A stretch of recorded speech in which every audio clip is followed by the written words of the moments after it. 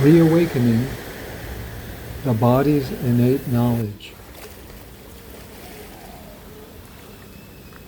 For most of our lives, we're taught that movement comes from effort, that action begins with will, that if something is going to happen, we have to make it happen. This creates a doer-based way of being. In this mode, movement is initiated. Attention is held through effort. The body organizes around control, technique, and repetition. Weight is something to manage, resist, or redirect. It works, up to a point. You can train strength, you can train skill, you can train coordination, but there's a cost. Fatigue accumulates in the tissues. Effort never really turns off. And over time, the body begins to feel heavy in the wrong way. Not grounded, but burdened. In this mode, identity forms quietly in the background. I am the one doing this. If I stop pushing, things will stop. Most modern movement systems live here. Sports, exercise, martial arts, even most body work. They redefine performance inside effort. They do not question effort itself.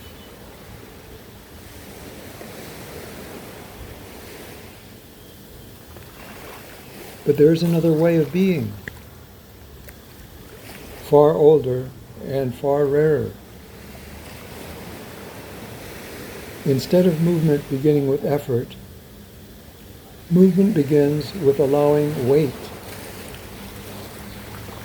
Instead of initiating action, the body gives it weight to the living earth. And something surprising happens. Organization appears before effort. Pace stabilizes on its own. Distance stops registering. Movement continues, even when the tissues feel tired. Not because you're pushing, but because you're no longer interrupting what's already happening. In this mode, attention doesn't need to be held. It stays by itself. Weight is no longer resisted or managed. It is received.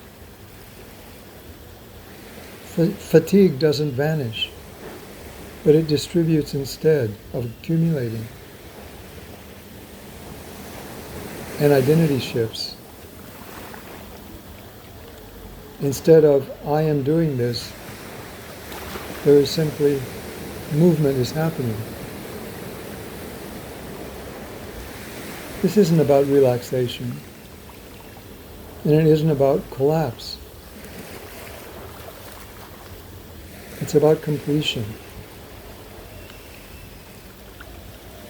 Relief doesn't come from resting harder. Relief comes from finishing a movement that's been waiting to complete.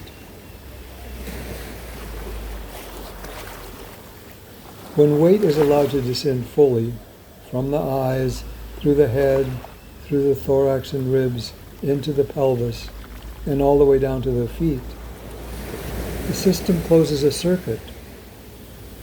Nothing has to be forced. The body knows what to do when it's no longer being overridden. This way of being doesn't organize against the world. It organizes with it. Not against gravity, but with the living earth. Gravity is abstract. The living earth is not. The earth receives weight, and when weight is received, movement arises naturally in response. This is why the pushing disappears. This is why walking can continue even when you feel tired. This is why clarity can return before energy does. The system reorganizes first. The tissues adapt later. Metabolism follows last.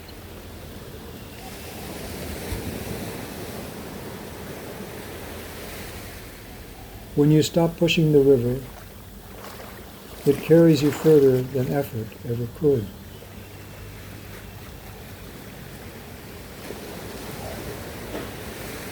Most people never experience this mode intentionally, but they encounter it briefly, during long walks, deep fatigue, grief, prayer, or moments of surrender,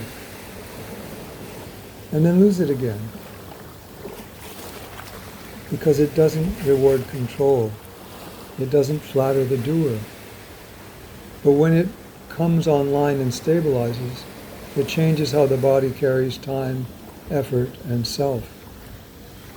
Movement becomes quieter, attention becomes steadier, and life stops feeling like something you have to push through. Not because you're doing less, but because something much older has taken over.